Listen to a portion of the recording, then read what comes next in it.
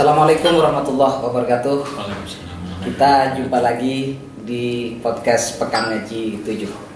Kali ini teman-teman, saya menghadirkan tamu yang cukup istimewa. Dia adalah sosok YouTuber terkenal di Indonesia. Siapa lagi kalau bukan Pak Endol. Gimana kabarnya Pak Endol? Assalamualaikum. Waalaikumsalam warahmatullahi wabarakatuh. Everything is wonderful. Luar biasa. Today is one of my amazing best day ever. Pak Endol, di berbagai YouTube ya, yang Pak Endol itu upload di YouTube-nya itu Wagu Waton Guyon. Wagu Waton Guyon. Ya, itu singkatan aja. Apa itu Pak Endol? Wagu Waton Guyon itu lahirnya ya aslinya gini, kita mau mengangkat genre guyon gitu. Tapi setelah kesini kita kita berimajinasi bahwa kalau misalnya cuma guyon aja, mungkin manfaatnya itu hanya A gitu ya. Tapi kalau misalnya kita bisa memberikan something yang sifatnya edukasi gitu, kita memberikan stimulasi kepada viewers dengan kata-kata yang cukup unik yang mungkin tidak familiar bagi mereka, terus mereka mencarinya, makanya mudah-mudahan itu bisa memberikan manfaat yang lebih gitu. Makanya jadi Wagu Waton Guyon yang awalnya hanya sekedar guyon itu kemudian kita naikkan levelnya menjadi waton guyon tapi yang informatif, itu yang edukatif. Awal memiliki inspirasi seperti itu seperti apa? Awalnya jadi begini, itu di tahun 2018. Saya balik ke Indonesia itu di tahun 2017. Kemudian bertani, saya sempat bertani. Kemudian di sekitar awal 2018 itu kita mulai membuat YouTube, tapi kita belum ada isinya, kita belum create konten. Kemudian 2018 Maret itu kalau saya tidak salah, kita mulai membuat channel Waton Guyon. Itu baru mulai terisi sekitar pertengahan 2018. Itu awalnya kita menggunakan bahasa Jawa. Menggunakan bahasa Jawa, kemudian kita merasa bahwa kalau kita hanya menggunakan bahasa Jawa, maka kita membonderi diri kita sendiri, kita melimit diri kita sendiri. Ya, saya nggak ngerti. Makanya nggak ngerti. That's why kita mencoba menggunakan bahasa Indonesia. Nah, kemudian waktu itu saya masih banyak behind the scene, saya kameramen kayak gitu-gitu. Kameramen. Jadi saya memberikan ide-ide, kemudian ya ada director lah di situ. Kemudian ketika itu dibuat, disampaikan, ternyata soulless atau nyawanya hilang, gitu, tingkat kelucuannya hilang, gitu. Kemudian berangkat dari situ, kemudian adik saya, my brother, itu half of my brain, jadi setengah otak saya. Kemudian kita melakukan brainstorming, artinya membuat ide baru. Nah, saya memberanikan diri untuk coba tampil di depan kamera, gitu. Makanya ya itu semua proses belajar. Awalnya kalau ngadap kamera kayak gini nggak pede ya? Nggak pede. Kayak apa kalau nggak pede waktu itu? Kalau nggak pede ya agak gimana? Kayak aduh. Nggak asik gitu. Iya, nggak asik. Tapi lama-lama setelah sudah terbiasa, kita akhirnya bisa bermain ekspresi di situ. Dan ternyata selang kita membuat sekitar 6 video waktu itu, kemudian booming. Dari situlah ternyata Pak Ando bisa diterima, kemudian dipanggil ke Jakarta. Waktu itu pertama kali ke acara event Kabar Eskrim waktu itu. Di sana Pak Andul itu sebagai surprise gitu buat beliau. Jadi lihatnya di YouTube gitu ya? Maksudnya? Ya mereka. Iya, beliau melihatnya dari YouTube, kemudian beliau mengundang gitu. Nah, itulah pertama kali pengalaman di atas panggung gitu. Saya atas panggung. Saya kan bukan seniman. Kalau saya bukan. Jangan negatif. Awas loh. Jadi saya ini bukan orang teater, saya bukan seniman, saya tidak ada pengalaman panggung, tapi saya mencoba memberanikan diri di hadapan big jenderal waktu itu di sana, dan alhamdulillah bisa, meskipun ya dengan segala kekikuannya gitu ya kurang ya proses belajar aslinya, proses belajar. Dan dari sini sebenarnya saya bisa menarik sebuah kesimpulan, kalau Pak Andul bisa, sebenarnya semua orang itu bisa, gitu loh. Dan saya mendapat ide ini dari seorang seniman pelawak Jawa Timur. Ketika saya berinteraksi dengan beliau, beliau itu di kondisi normal gitu biasa aja, nggak lucu, nggak apa. Kecuali kalau Mbah Kirun ya, tahu Kirun kan yang di Madiun itu, kalau Mbah Kirun itu memang practical joke-nya dalam kesehariannya memang sudah lucu gitu beliaunya itu. Kalau yang saya mengadopsi ini idenya ini orangnya tidak, dalam kondisi biasa tidak lucu sama sekali. Tapi begitu di atas panggung dia itu menjadi someone else, menjadi seseorang yang berbeda. Makanya intinya sebenarnya semuanya bisa dipelajari kok. Bisa. Makanya saya harapkan nanti bermunculan ya adik-adik dari Mambaul Ulum ini mudah-mudahan mendapatkan motivasi, mendapatkan ide. Oh, kalau Pak Andul bisa gitu, berarti mereka nanti mudah-mudahan bisa menjadi kreator yang bermanfaat, tidak konten kreator yang bermanfaat untuk bangsa dan negara. Alhamdulillah teman-teman yang ikut menyaksikan podcast Pekan Haji 7 ini, dari awalnya hanya mungkin puluhan orang Pak ya yang subscribe, sekarang sudah nyampe 1,6 juta. Bahkan 1,16 ya. 1,16 in progress, terus continue. Ya banyak itu diterima oleh masyarakat. Humornya, kritiknya, menulis satir tadi itu sangat diterima oleh masyarakat. Bahkan di YouTube-nya itu Pak Andul kalau nggak salah ada 16 juta penonton ya. Ada salah satu video yang itu sebenarnya receh banget sih. Malah iya, karena video itu adalah video recovery sebenarnya. Jadi saya membuat video yang sebelumnya itu, tapi viewersnya tidak begitu bagus. Kemudian kita mau mencoba, ayo kita tutup gitu, kita recover dengan video yang baru. Ketika itu kita buat, ternyata recovery video itu malah justru yang malah booming gitu. Really, that is something that unexpected lah. Tidak ada yang tidak mungkin sesuai dengan tema. Insya Allah, impossible is nothing. Impossible is nothing, brother. Bener itu, my brother, my sisters, sahabat-sahabat Madura ya, sahabat-sahabat Madura, sahabat-sahabat Indonesia. Bener, asli. Impossible is nothing. Asalkan kita mau berusaha, asalkan kita mau belajar dengan kerja keras, dengan kerja cerdas, insya Allah bisa. Oke, Pak Andul, saya amati akhir-akhir ini Pak Andul di YouTube-nya itu sering mengomentari gitu ya, mengomentari ya tokoh-tokoh, politisi, sosial dan sebagainya, termasuk misalkan kemudian siapa lagi yang banyak sih yang terakhir ini itu tadi yang sempat saya sindir tentang masalah dialog imajiner itu. Ya memang jadi begini. Dalam membuat konten, meskipun kontennya itu nature-nya guyon ya, itu nanti pasti akan mengalami kejenuhan siapapun itu, karena life cycle dari YouTube itu, ketika misalnya seorang itu viral, kemudian dia nanti akan turunnya itu juga cepat karena tingkat mature-nya ini terlalu cepat gitu. Jadi dia akan ngedrop. Nah, pada saat kita ngedrop itu tinggal kita tanyakan ke diri kita mau continue atau mau stop gitu. Life cycle-nya seperti itu. Nah, ketika kita terus apa yang harus kita lakukan adalah merefresh konten. Makanya awal-awal video Pak Andul yang sekarang ini sudah saya buatkan Pak Andul klasik gitu ya di playlistnya itu yang lama. Kemudian saya mencoba merefresh dengan tantangan-tantangan waktu itu, karena memang waktu itu tantangan juga rame, tapi yang sifatnya safe ya.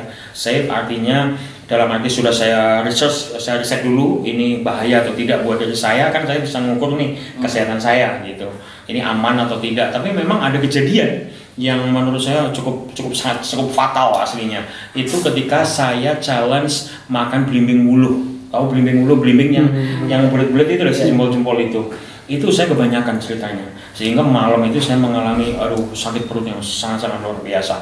Dan itu kalau saya sakit perut beda, bukan karena makan belimbing, karena dengerin Pak Andul itu perut saya sakit gitu. Anggap sendiri aja. Itu berarti sama ya? Iya, sediain kopi gitu, kita nanti ngobrol gitu, anggap sendiri gitu.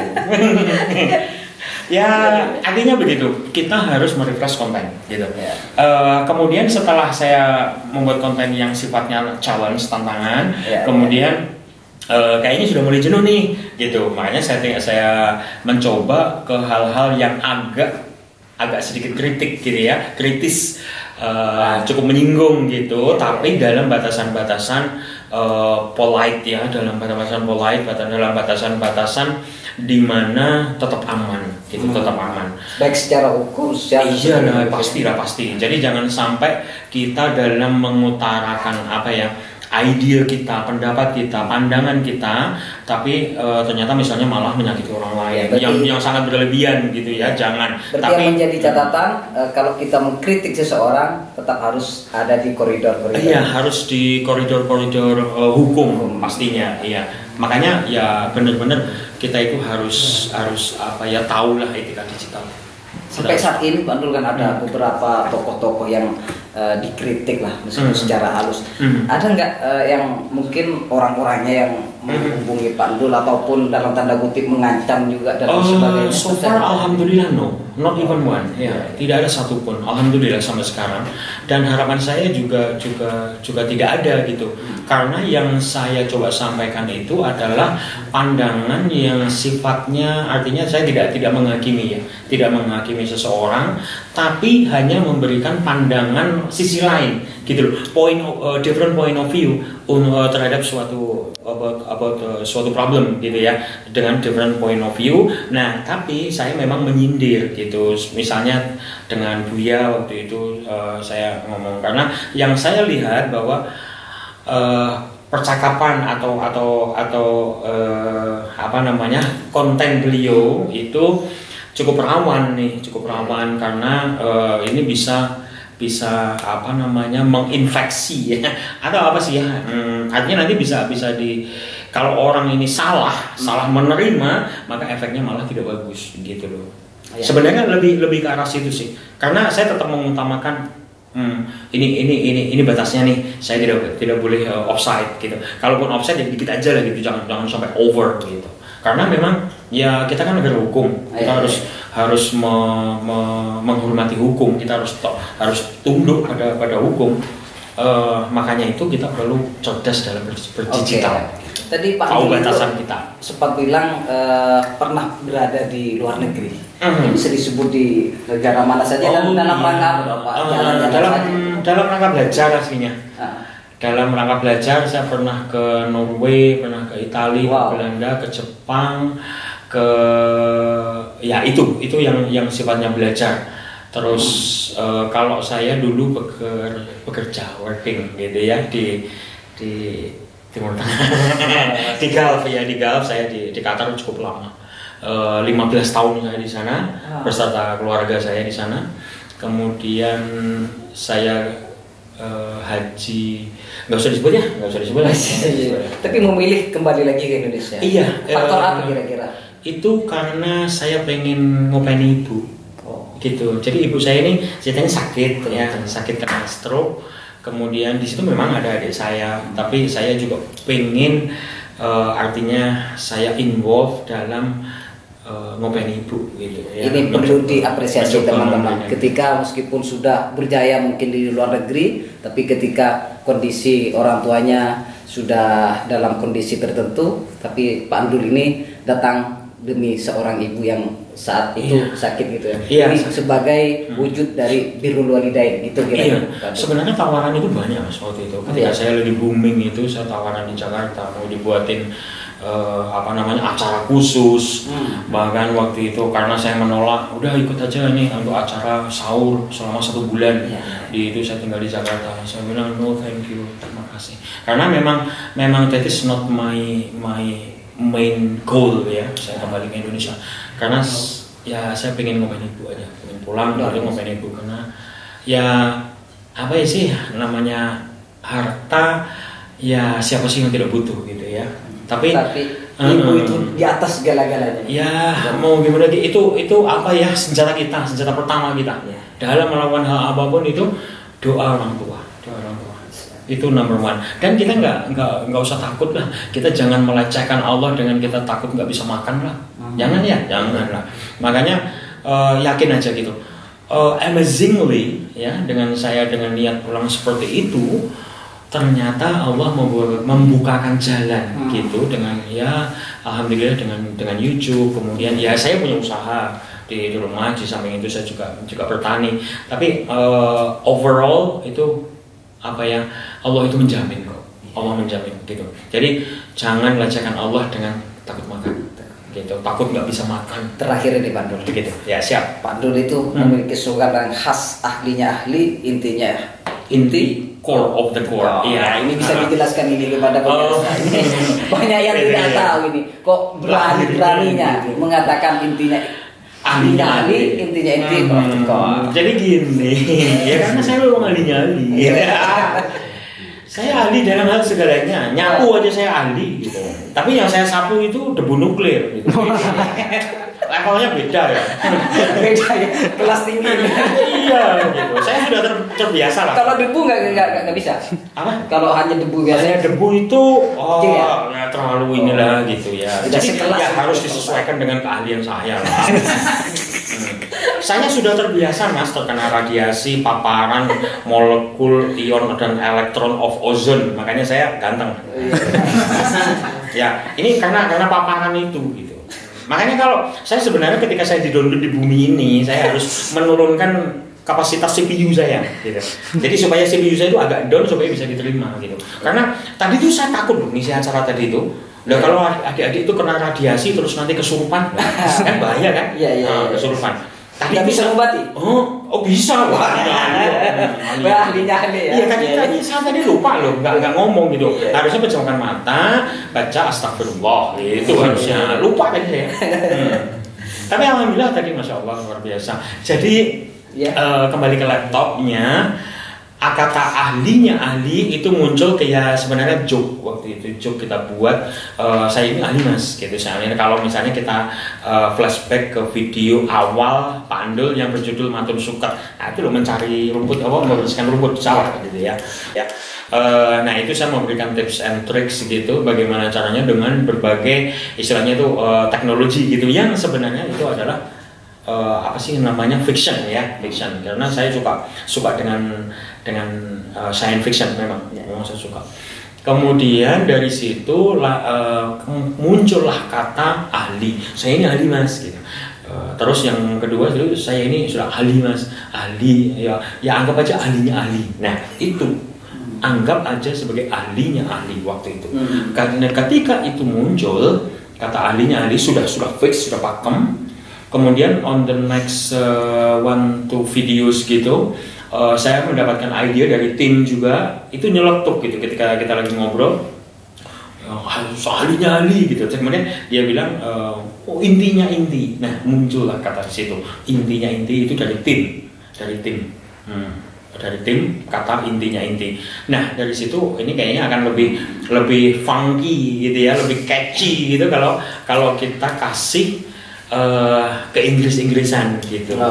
Makanya kita kasih core of the core itu. Jadi sebenarnya itulah intinya inti, core of the core. Jadi muncul itu menjadi personal brandingnya Pandul gitu. Ya alhamdulillah dengan itu akhirnya bisa dikenal di masyarakat, bisa memberikan manfaat. Yo setidaknya at least membuat senyum aja udah alhamdulillah lah gitu.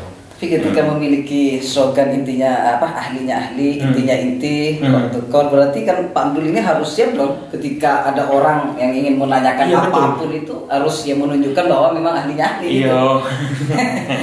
Ya sebenarnya apa sih ya, kita itu bisa memperkaya diri kita dengan ilmu yang banyak bertebaran, ada di mana-mana di internet ya, apalagi dengan dunia digital sekarang kan mudah. Kita mencari ilmu itu gampang gitu. Kita memang harus kaya dengan vocabulary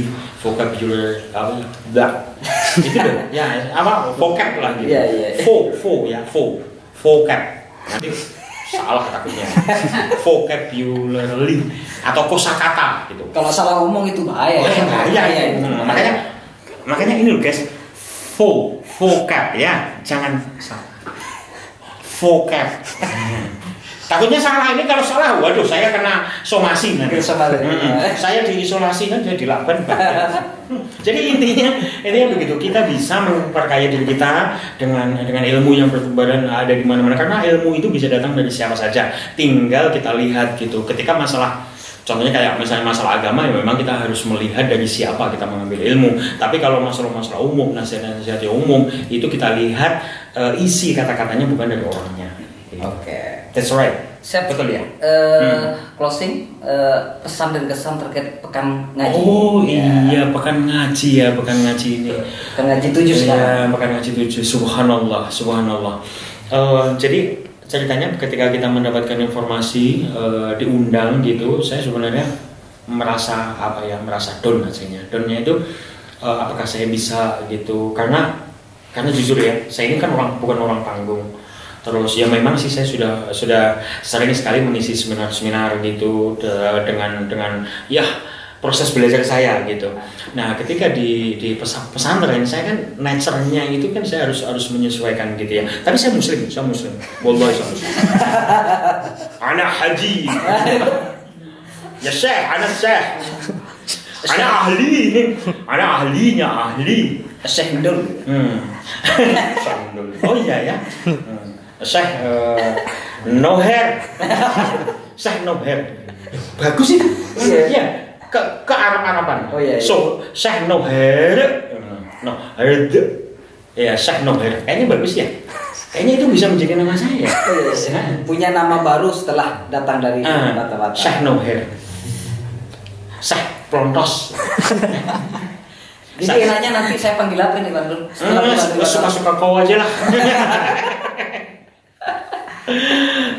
Ya kesan saya di Mambolul Ulum ini, masya Allah apa yang telah beliau lakukan ya. Ini almarhum Kiai Haji Abdul Majid ya. Abdul Majid, masya Allah beliau ini sudah sangat-sangat berjasa, benar-benar terutama untuk masyarakat Madura, umumnya kepada Indonesia, untuk melahirkan anak-anak yang lahir dari pesantren. Jadi begini loh, pesantren itu bukan hal yang katrok, jangan salah. Mungkin banyak orang mengatakan bahwa pesantren itu, metode pesantren itu katrok. No, that is not exactly true. Because kalau kita lihat ya, banyak sekali orang-orang cerdas yang lahir dari pesantren. Contohnya Gus Baha, ya kan? Gus Baha, kemudian Buya Arosi ini juga dari pondok pesantren, banyak sekali. Bahkan dari pondok-pondok pesantren itu banyak sekali yang berada di tampuk pemerintahan. So it is not about the where you educate yourself, but it is depend on your potential, your own potential. Jadi semua orang ini punya potensi masing-masing. Ketika misalnya di pesantren ini pesantren itu sudah digital gitu loh. Pesantren ini juga sudah kenal lah namanya apa sih presentation whatever it is. Bahkan mungkin ya kalau dibandingin dengan pendidikan yang sifatnya formal ya yang lain, bahkan anak-anak di pesantren ini jauh artinya more educated, dan misalnya dalam hal akhlak, dalam hal apa, banyak sekali ya unggah-ungguh kalau orang Jawa, bagaimana kita beradab, bagaimana itu dilatih semuanya, sosialnya, kemandiriannya, kesabarannya luar biasa. Makanya saya katakan anak-anak yang berada di pesantren itu anak-anak yang hebat. Saya itu nangis ceritanya. Pernah anak saya begitu kita balik ke Indonesia kan, saya masukkan di sebuah pondok pesantren di Solo yang sudah modern lah gitu. Saya masukkan ke sana, saya nangis. Artinya gini, kita sebagai orang tua ditinggal anak itu juga sedih. Si anak kemudian dia itu meninggalkan orang tuanya untuk belajar dan mereka bertahan. That is amazing. Dan saya yakin mereka itu pribadi-pribadi yang kuat, pribadi-pribadi yang tangguh, yang siap memimpin Indonesia ke depannya. Lebih baik nangis memondokkan anak daripada menangis nanti menyesal karena tidak memondokkan. Masya Allah. Begitu. Betul itu. Betul. Kalau menurut saya seperti itu. Jadi pondok pesantren Mambolul Ulum terutama ya, ini dengan adanya pekan ngaji ini luar biasa. Ini sebenarnya bentuk syiar untuk memberitahukan kepada seluruh masyarakat terutama di Indonesia bahwa pondok pesantren itu bukan hal yang katrok gitu. Yang hadir itu adalah orang-orang yang hebat. yang dihadirkan juga orang-orang hebat. Mereka juga kenal dengan di dunia digital dan lain sebagainya. Mereka itu juga bisa menjadi ahli-ahli komputer dan lain sebagainya. Mereka itu hebat gitu. Jadi adanya pekan ngaji ini, masya Allah membawa manfaat yang luar biasa, sangat luar biasa. Sudah ada belasan bahasa asing yang dikembangkan di sini. Mau pilih Spanyol, Mandarin, sampai begitu ya, tuh kan. Jauh malah lebih banyak kan, banyak dari yang ini, maksudnya dari pendidikan formal lainnya kan. Makanya luar biasa. Memondokkan anak itu mungkin ya di sebuah komunitas atau yang lain itu mungkin agak kurang serak gitu ya. That is wrong. Jadi bisa dilihat di Mambaul Ulum ini, masya Allah luar biasa. Mereka itu datang dari berbagai kalangan dengan mendapatkan ilmu yang bermacam-macam juga gitu. Dan sekali lagi, no katrok. Pesantren is not katrok. Oke, terima kasih Pak Dul. Oh ya, kesan saya belum ngomong ya, sedikit ya. Tak tambahin, saya kalau sudah ngoceh itu karena ion proton dan molekul ilmu saya itu keluar ya. Ini kadang susah untuk ditarik. Gini untuk Mambaul Ulum, kesan saya ini Mambaul Ulum kalau saya gambarkan gitu ya. Benar-benar pondok pesantren Mambaul Ulum itu wonderful, beautiful, amazing, mind blowing, ya, super, the best of the best, top of the top, very high in the sky. Benar-benar luar biasa. Mereka telah berjasa mendidik anak-anak, dan saya tadi loh waktu jenengan cerita kalau di sini tidak menolak anak ya, maksudnya kapanpun on daily basis, bahkan sekarang ini agak susah ya untuk menentukan berapa jumlah real dari santri, kan susah ya karena setiap hari berdatangan. Makanya ini subhanallah, ini atas jasa dari beliau, kemudian mendapat syafaat dari Rasulullah, mendapat ridho dari Allah. Ini semoga saya berdoa semoga Mambaul Ulum semakin besar, semakin bermanfaat, semakin hebat, bisa melahirkan generasi terbaik bangsa, insya Allah. Tetap semangat, belajar.